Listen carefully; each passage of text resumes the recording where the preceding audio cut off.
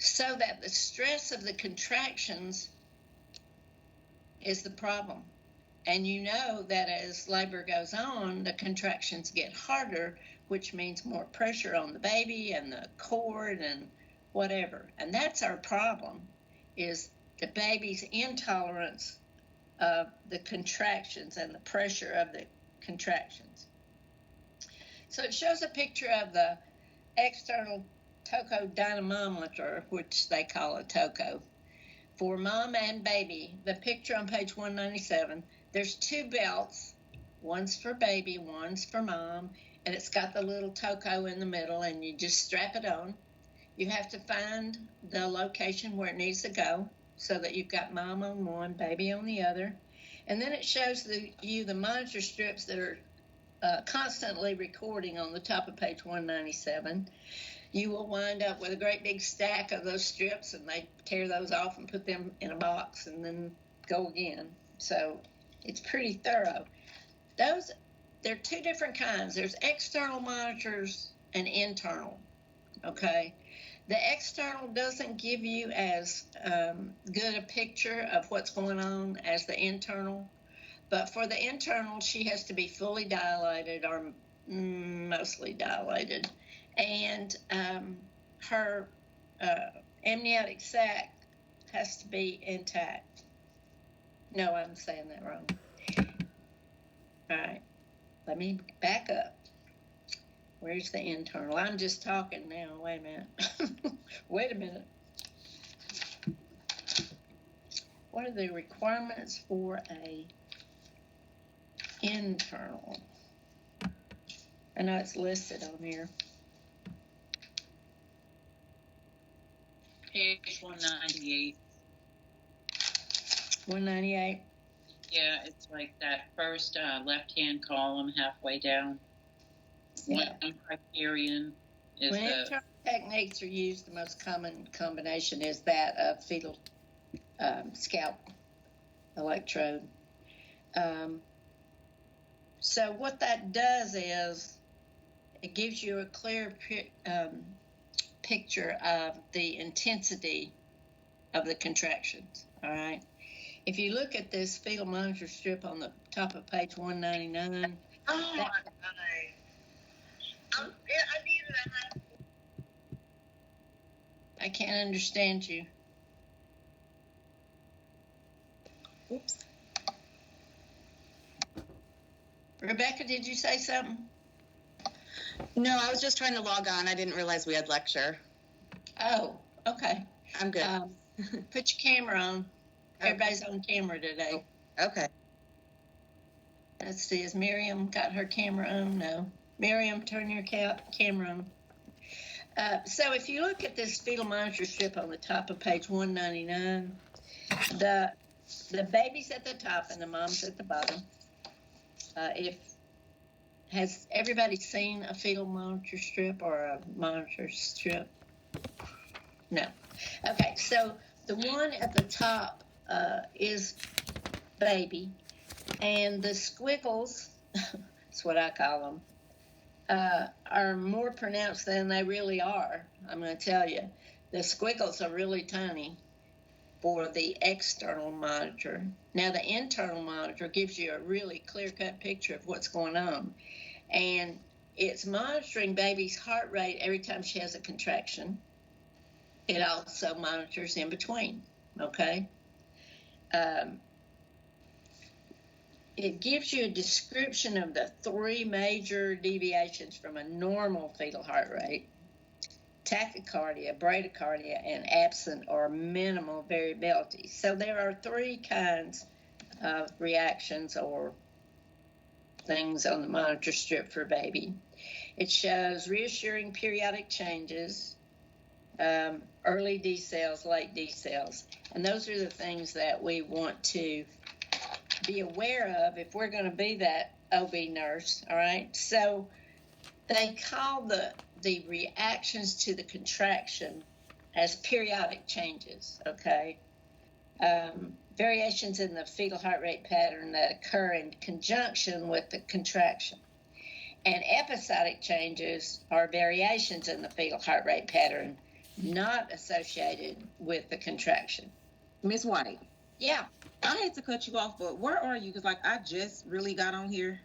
okay. I'm at the very bottom of page 198 when it's talking about the three major deviations. That's the way the paragraph starts, okay? You say 198. 198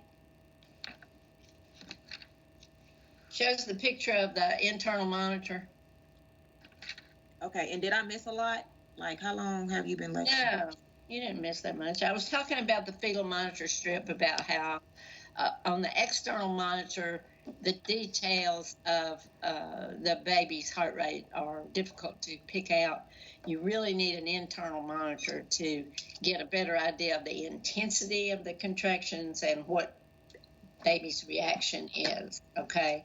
Okay. Internal monitor gives you much more information, but you've got to have a mom whose water's broken and who's whatever, lots of information.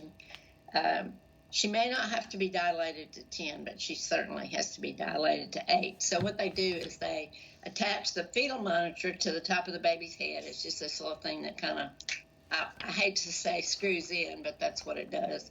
Just a little half circle. You'll see babies in the nursery all the time with a little nick on the top of their head, and that's what it's from. So it gives you a better idea of what's going on with mom and baby. And when you do the internal monitor, these little squiggles will be more pronounced when there's a contraction, okay? And the contraction will go up as this smooth thing, okay? It doesn't have all these little squiggles on it, or the ones I've seen. I'll put it that way. All right, so your reactions from the contraction are called periodic changes. If it's unrelated to the contraction and you've got these deviations, then it's an episodic change. All right, reassuring periodic changes, spontaneous elevations of the fetal heart rate, accelerations above the baseline. First of all, you got to have a baseline. I will preach baseline all the time. If you don't know where you started, you're not going to know where you're going, okay? You won't know what the problems are. You won't know that she's having difficulty or that the baby is. Because if you take a baseline and you take another set of vital signs or whatever, and even though it's elevated, it's still baseline, you're okay. If you have a sudden drop or a sudden increase in those contractions and baby's reaction, then you may have a problem. Not always, but you may have a problem. So get your baseline. You want to measure baby's heart rate for 15 beats for 15 seconds, right? That's our 15 by 15 measurement. And if you get that, that's considered reassuring. Okay, if you don't, you may have a problem. So you're going to pay more attention with the next few contractions to see what happens. And then benign periodic changes, and sometimes instead of accelerations, there's a slowing of the fetal heart rate. If the dip in the fetal heart rate tracing occurs in conjunction with and mirrors a uterine contraction, it is an early deceleration. This is usually shaped in a U. It shows you on page 200 at the top the three different types of variables in baby's reaction, okay? So if you look at the first one, and I've just marked above mine, I write on my book all the time, on the early decels, that's that first one. See, baby's heart rate goes down, and it goes down in relationship to the contraction. That's caused by head compression. In other words, baby's head's being, every time there's a contraction, she clamps down and the baby's head is getting pressure. So I wrote head compression above that one. The middle one shows variable decelerations. It shows that they can have variable onsets and be shaped differently on the monitor strip. It says U's or W's or whatever it says. So I wrote above that cord compression. So we're now putting pressure on the cord. If the variables are returned to baseline quickly, that's not that bad. But if you see variables that are rare and whatever, you're okay. If they're happening more frequently and that heart rate's not coming back to baseline, you may have a problem. All right. Sometimes those can be alleviated by just turning her on her side. All right. If it's caused by cord compression and you turn her on her side, you may be getting the pressure off the cord. So it's not that they're not important, because they are, but it's not urgent and it's not scary, or it's not as scary. Okay, and then the late decelerations are the bad boys, okay? The first description is they're offset from the contraction. All right, so you see mom's contracting, that's that bottom blue line. Baby's reacting after the contraction. Do you see that it's offset?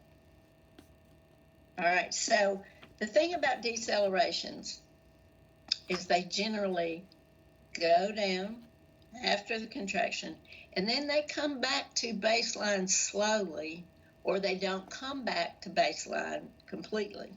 So if you look at this diagram, and I wish we had a better one, this is not that great, but it shows you early decels and late decels. It shows you when they start and it shows you where they end, okay? And that's the difference. If you look at the very end of this baby strip, so it's offset from the uterine contraction, and you see the arrow. It goes down, and then it slowly comes back up. And these are indicative of uteroplacental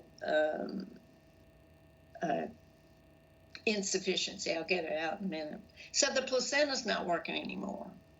The placenta's not doing its job. And that could indicate an emergent delivery. Okay, she may have to have a C-section. If the baby's struggling that bad, it's hypoxic, it's not getting enough oxygen. In other words, you've got your hand over its mouth, so it can't breathe, basically. So those are the bad boys. The decels are bad.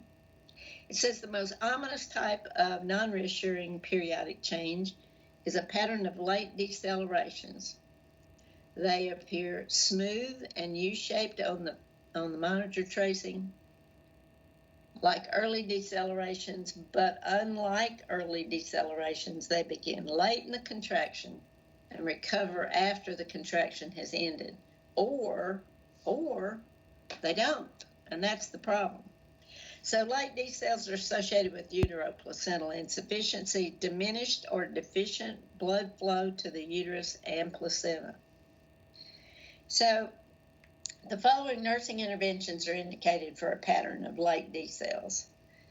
Position the woman on her right or left side. Left side's preferred, but sometimes babies can't tolerate it, so you may have to turn them on their right. And that relieves that compression on the maternal abdominal aorta and inferior vena cava, which in turn improves blood flow to the placenta. And it says, discontinue the infusion of oxytotics. In other words, if she's on a pit drip that we started to improve her contractions, apply oxygen via a face mask at 10 to 12 liters per minute.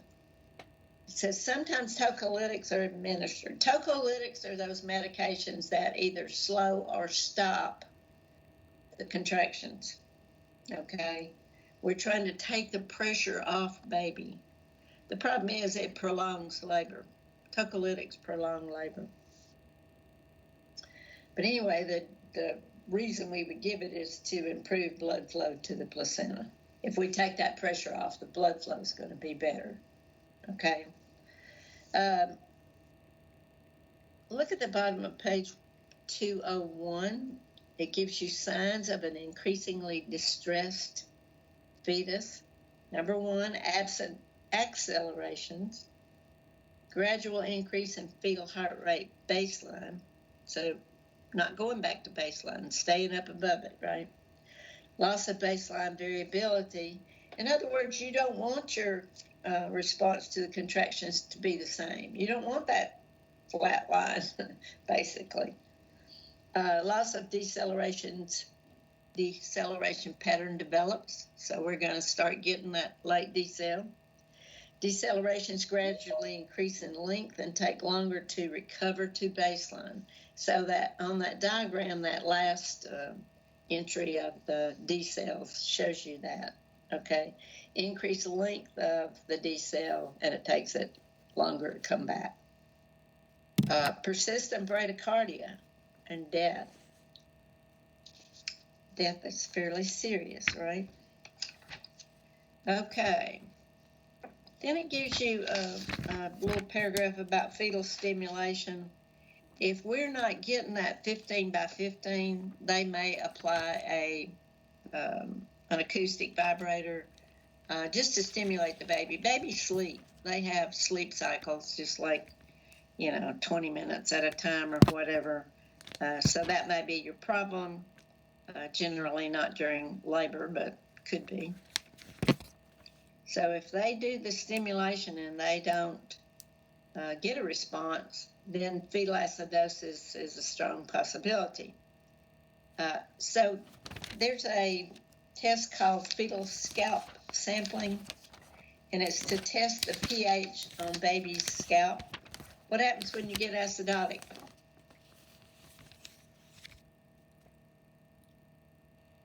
Hello? Anybody? Not just in mom. When does acidosis occur?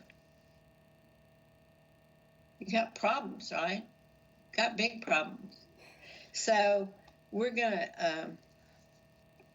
they are going to test the pH. The normal range is 7.25 or more, and that's reassuring. If it's abnormal or low, 7.15 or less, the fetus almost certainly has acidosis. Fetal acidosis indicates that the fetus is truly in distress and needs to be delivered quickly. Now, a lot of facilities have stopped using the fetal scalp monitoring. It says the costs involved, the degree of technical skill required, maternal discomfort during the procedure, and equipment and laboratory needs are the reason they've quit using it. I think it tells us somewhere how to do the fetal scalp sampling. Hang on. Maybe they don't. Okay. So they will do fetal scalp pulse oximetry. They have a little strip that they put on their head to see what their O2 sat is. It says, because fetal scalp sampling has many drawbacks, fetal scalp pulse oximetry is also used to monitor oxygenation. The sensor is inserted into the uterus and placed next to the fetal cheek or temple to detect fetal oxygen saturation. I said on top of the head, but it's on their temple. It doesn't reduce the number of C-sections for non-reassuring fetal tracings like they hoped, and so they say it's not beneficial during labor. Once the baby's born, they will put an O2 sat on their foot. It just kind of tapes around the arch of their foot, and they'll keep that on.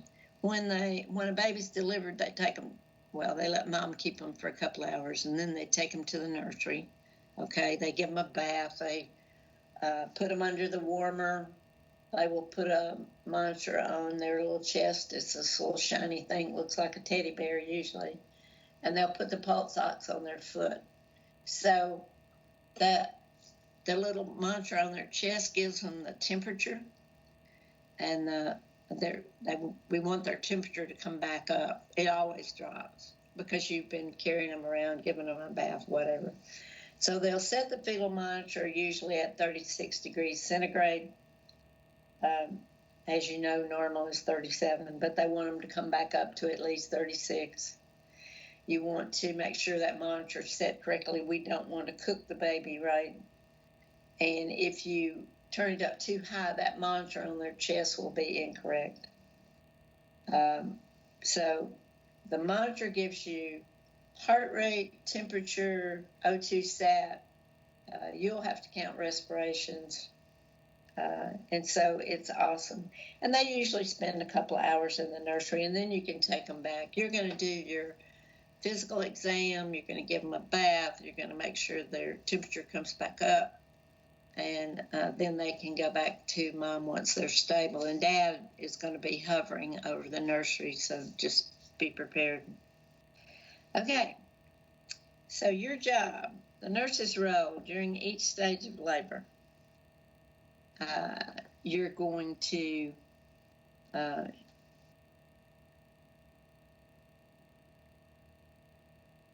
hold on one second. So this tells you about the 3 stages of labor. Did y'all look at the registered nurse on the YouTube thing? Yes. I thought she did a good job of describing the different stages of labor and what's going on. And that's what you're going to have to know, okay? So the first stage, or the latent phase, early labor, she's usually okay. Their contractions are not that bad. They're usually 5 to 10 minutes apart. They last 30 to 45 seconds and are of mild intensity. The cervix dilates from 1 to 3. Now, a lot of times she's already dilated 1 to 3 by the time she gets there. Not necessarily first-time moms, but after first-time moms, they'll have some dilation weeks before they go to the hospital. Okay, so she's going to be confident, she's going to be talkative, all of the above, right? And the fetus generally won't be distressed during that period of time. And then it gets a little more complicated, all right? She's going to go into the next phase, and her contractions are going to be, this is the active phase of labor, okay? So, you're going to monitor the contraction pattern every 30 minutes. Typically, contractions occur every 2 to 5 minutes. They last 45 to 60 seconds. They're of moderate to strong intensity, and she's going to dilate 4 to 8 centimeters. All right? It says you're going to plot your readings on a graph. I haven't seen a graph used, okay? It's all on the monitor and the monitor strips. So, fetal status. Observe and document fetal status at least every 30 minutes. Record the baseline fetal heart rate every 30 minutes. We want to make sure that that heart rate is going back to baseline, okay? Variability should be present except for brief periods of fetal sleep or when the mother receives narcotics. And every time you give her narcotics or do something, you need to go to that monitor strip and write it on the strip. You're going to chart it in your chart, but write it on the monitor strip, because if a doctor or someone comes in and pulls out this long monitor strip and sees this really big dip in the baby's heart rate, and he doesn't know that we've given her narcotics, or it just doesn't react at all, he's going to know what's going on. If there's a big change, we want to show that on the monitor strip.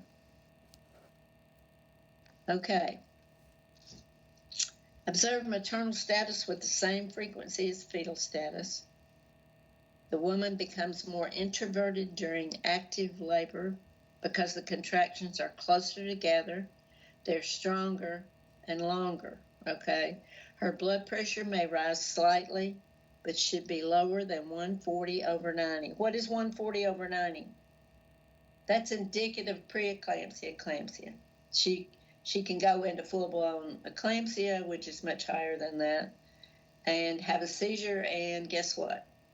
Yeah, somebody gets in trouble. Mom or baby dies, or both. So we don't want seizures. All right. It says a falling blood pressure and a rising pulse could indicate the onset of shock. Y'all have had multiple occasions where you know the symptoms of shock, right? Whether it's from volume loss or other things.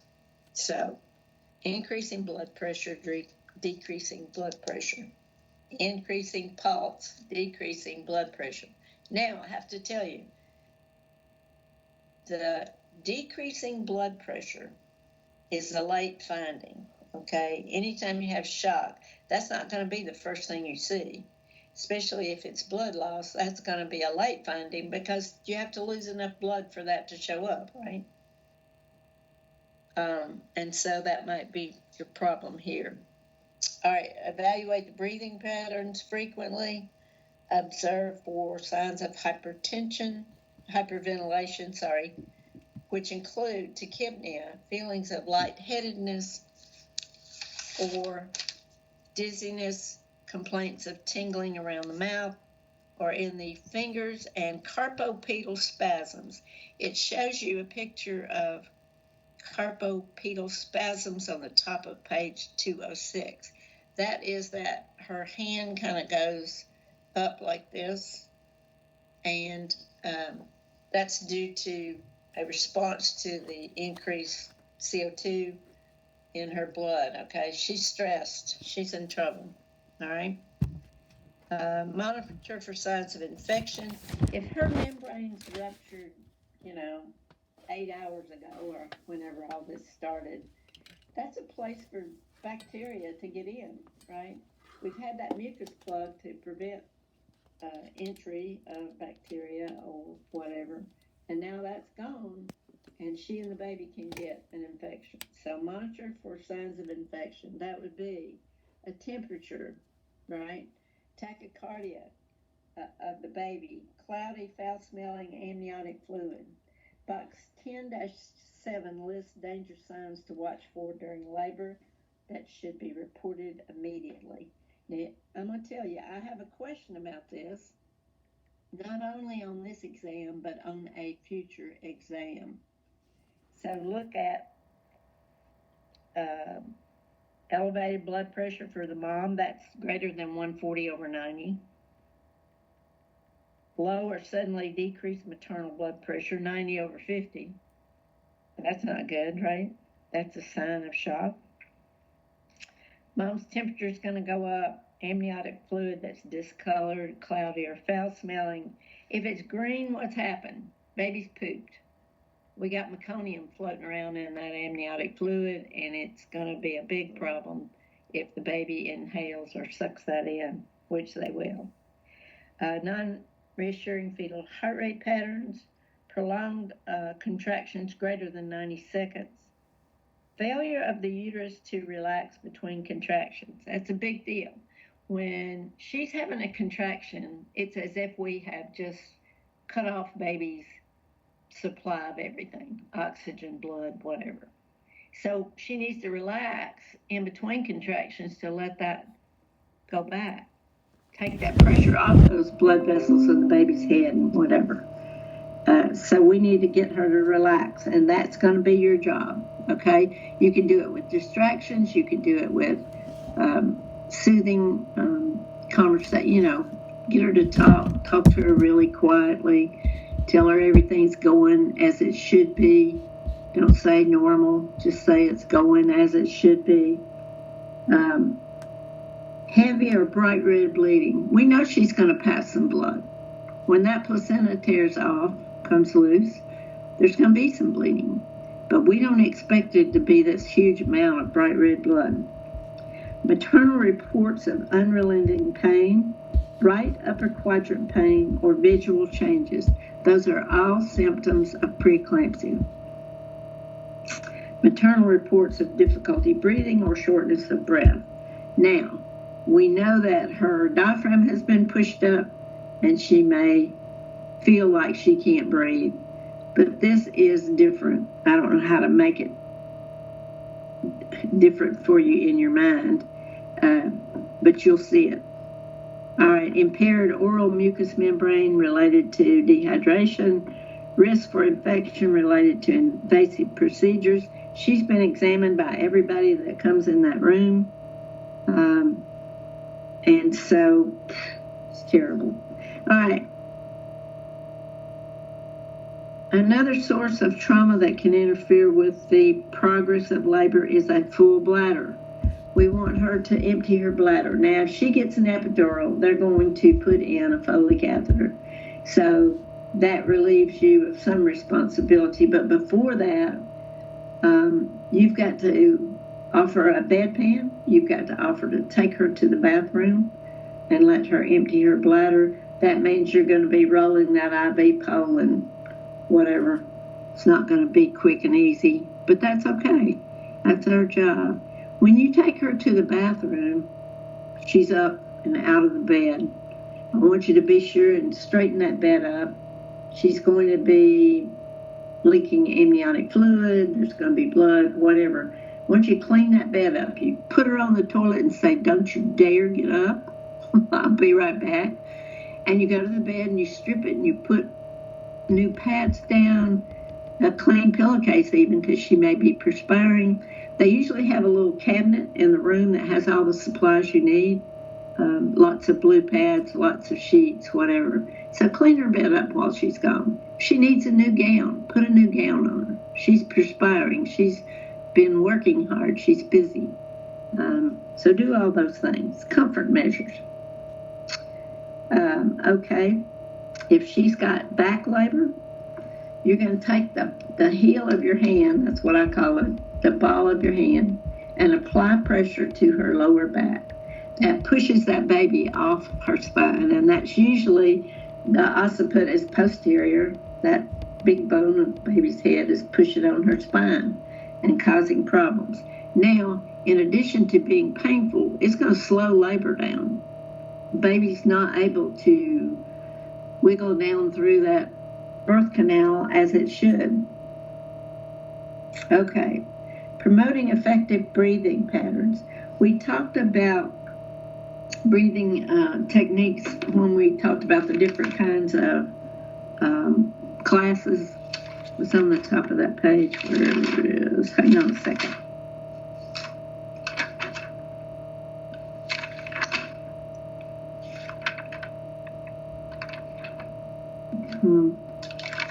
I know it's at the top of the page. I can't find it right off the top of my head.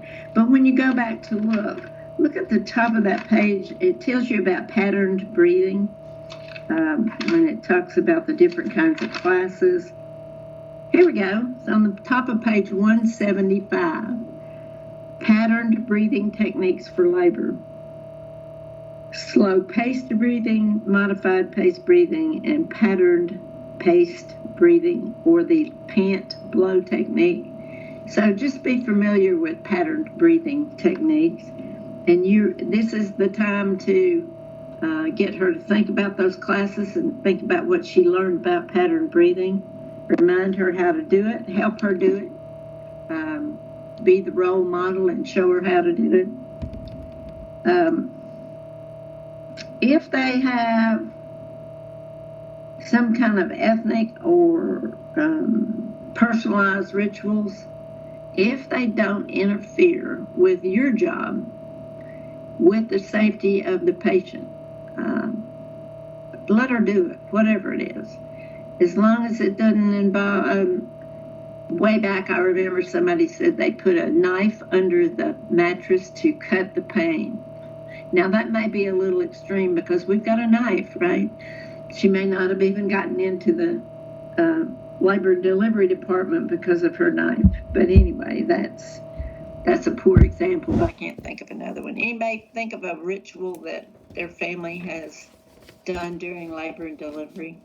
Anything specific? No? Okay. So we talk about preventing infection. The very first thing is hand washing. Now, during COVID, we're supposed to be doing these 20-second hand washing techniques. And if you've seen Dr. Oz, he's shown how to do those. I'm not going to show you, but 20 seconds is a long time when you start doing that, but you'll get good at it. When we went to Centennial for our OB rotation, this has been several years ago, the students that got to go in the nursery had to do a 3-minute scrub, okay, before they could go into the nursery. And they had one of the little brushes and had to clean under and around their fingernails and really apply pressure. 3 minutes is a long time. And that was at the beginning of the day before they went into the nursery. After that, they could just wash their hands for that 20 seconds or whatever. They didn't have to do the 3-minute scrub. But you can see how serious they are about their washing your hands, okay? It's not just a quick little brief thing that you kind of rub the ends of your fingers under running water. I'm always amazed at some of I went to my doctor for something totally unrelated to COVID. He put his stethoscope on my chest and my back and listened to me and sat down and we talked for a long time. He put his stethoscope around his neck, okay? He went to wash his hands and did one of those little things and grabbed some paper towel. I didn't feel very comfortable with that because he had done the same thing before he did it to me. He had put that stethoscope around his neck and then he used it on me, right?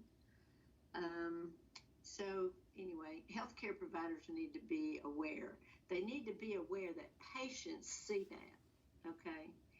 I always tell students that patients like to see you wash your hands.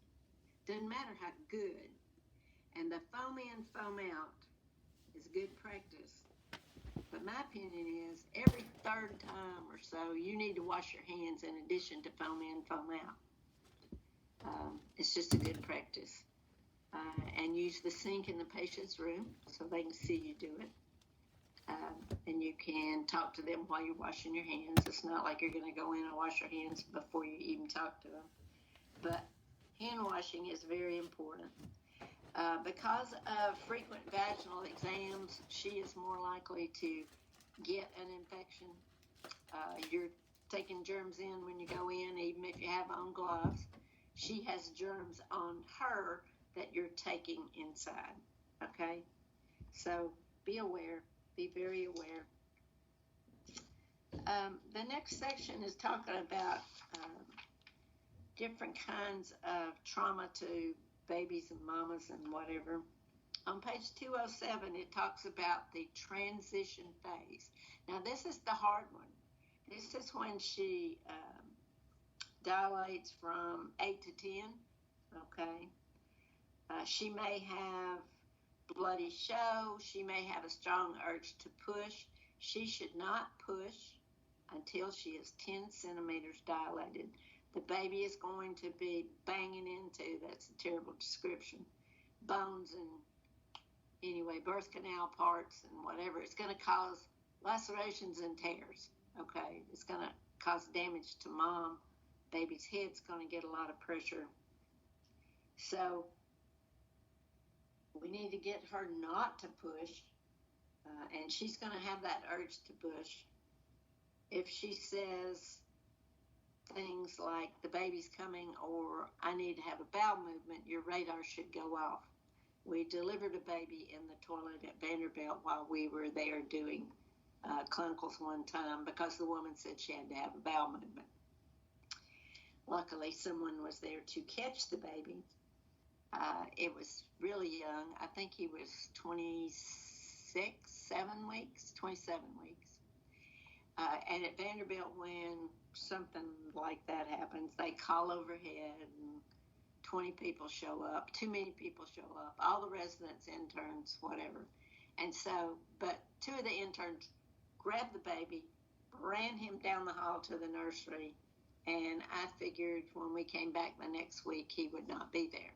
Well, he was a little fighter, so he was still there. He was on a ventilator, but he was in the best shape he could be in for 27 weeks. I was fairly impressed with him.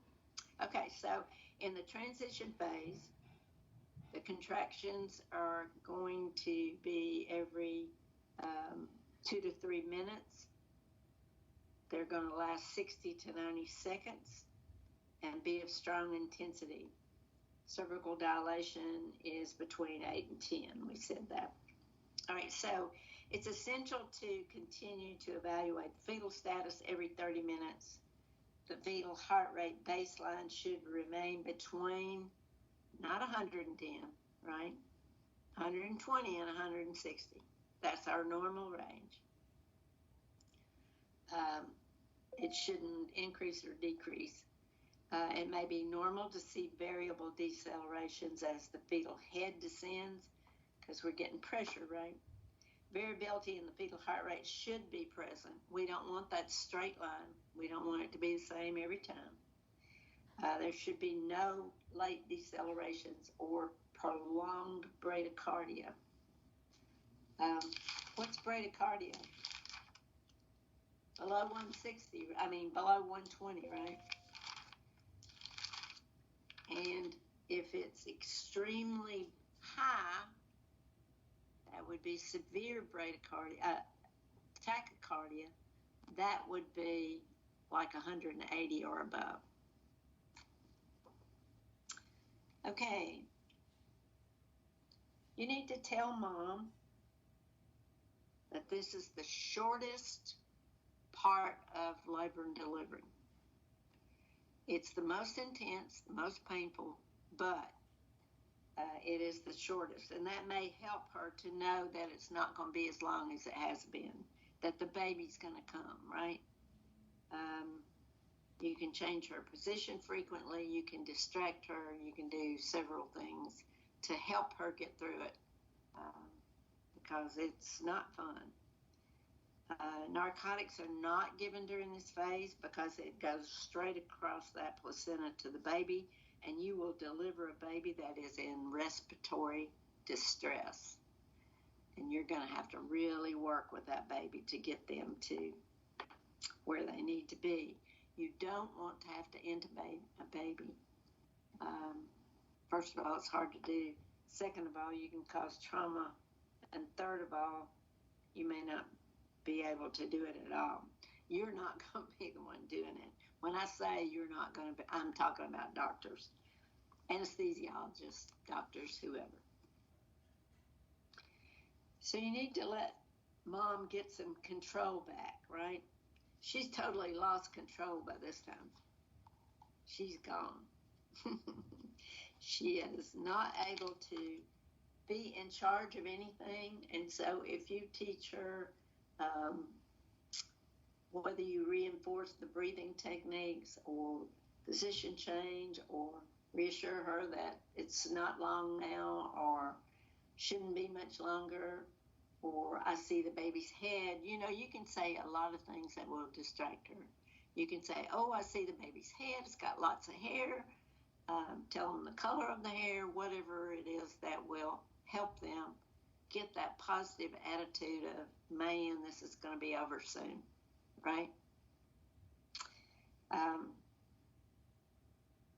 If she's tired, if she's pushing by this time is not effective, or if the baby's not coming down the way it should because her labor's not going well, you could call a doctor, tell him all that, and he may say, okay, well, let's take the oxytocin down. Let's let her rest a little while. In other words, just let her chill. She didn't need to be pushing. It's not effective. It may be, that irritable little contraction pattern where she's not making those deep contractions that will push that baby out, okay? That's called irritability, or where's my other name? Dystocia, labor dystocia, or irritability. So she's having contractions. They're not in any kind of pattern, and they're not strong enough to push the baby out. So we're going to let her rest, all right? Let her get her strength back, if the doctor says so, right? And then once she's had 30 minutes or an hour to rest or sleep, sometimes they go sound asleep, especially if they have an epidural, then she'll be good to go. She'll be able to push. She'll be able to get control, okay?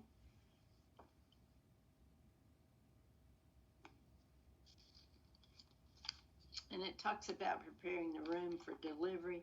Usually they roll in this big card. It shows a picture of it at the bottom of page 209. It's got everything they need to take care of mom. It's got, well, you can see all the things it's got on there. It's generally speaking everything they need. Very rarely do they have to say, go get me a whatever, all right? It would be something unusual. Okay. The second stage of labor is expulsion of the fetus. Okay, that's the birth of the fetus. The cervix should be completely dilated, which is 10 centimeters. 10 centimeters is about the size of an orange, maybe not even that big. And the baby has to be born through that, right? The fetal station is usually 0 to a +2. You need to look at the contraction pattern every 15 minutes. It says, observe the fetus during the second stage because of the pressure on the head, okay? We don't want to see late decels, right? And then it talks about pressure on the cord. You most definitely may have pressure on the cord, and it may be worse if she's got prolapse, meaning the cord has gotten ahead of the baby, and every contraction you're cutting off blood supply and oxygen to the baby. We'll talk about prolapse cord later, but that's a real thing, and you can see on the monitor what's going on. Okay, so her baseline should still be 120 to 160. Variability present. Check the fetal heart rate every 15 minutes for the low risk woman and every 5 minutes for the woman who is at risk for labor complications. So one of my questions on the exam is, okay, I've examined this woman at 10 o'clock. Blood pressure's good. The whole evaluation, baseline, heart rate, whatever, is good. When am I going to take her vital signs again? If I did that at 10, what time am I going to do the next set? Is it 10:30? Yeah. The reason being, nothing's going on. Now, if she had something going on, we're not going to wait that long, right? If her blood pressure's either really high or really low, if baby's heart rate is going into late decels, we're going to do this more frequently. All right. I'm going to stop right there. We're going to take this up tomorrow on page 211. So turn your corner of your book down. I don't usually do that, but we'll do that today. All right, who's got questions for me? All right. Why is it 10:30 and not 10:15? I thought it was every 15 minutes for low risk. It is, but the answer on the exam is 10:30. I don't know why I remember that, but I do. If I change my mind about the answer, I'll let you know. Okay. Well, Yeah, so low If she's risk, okay. Sorry. low risk is every 30 minutes, right? High risk would be every 15. Or less. But Or the- less. The textbook is saying. I know. Are you listening to me? The answer is every 30 Yeah, minutes. it's like. Okay. Okay. Just trust me. Alrighty. Let me tell you what. If you are a nurse, and I assume you're going to be, and you may be in labor and delivery in your future time as being a nurse, but if you've got something that's got to be done every 15 minutes, they need to be in the ICU. You can't do it. There's no way to do anything every 15 I minutes. I understand. I'll follow protocol. I'm just clarifying. That's all. Okay. Just write out in your margin 30 minutes. Then that way you'll remember. Okay. No questions? That was my only question. All right, I want to encourage you to look at the Nancy Nurse thing on YouTube. And it doesn't have to be her. There are others that are on there as well that will give you better pictures, different pictures, more information than what you get here. Okay? Well, have a great day. You've got another exam in 15 minutes, right? All right. 20. Yes, ma'am. All right. All I'll right. see you. Have a good day. Thank you. Miss White, Yeah. the exam's supposed to be 89 questions today. No, that's the question pool.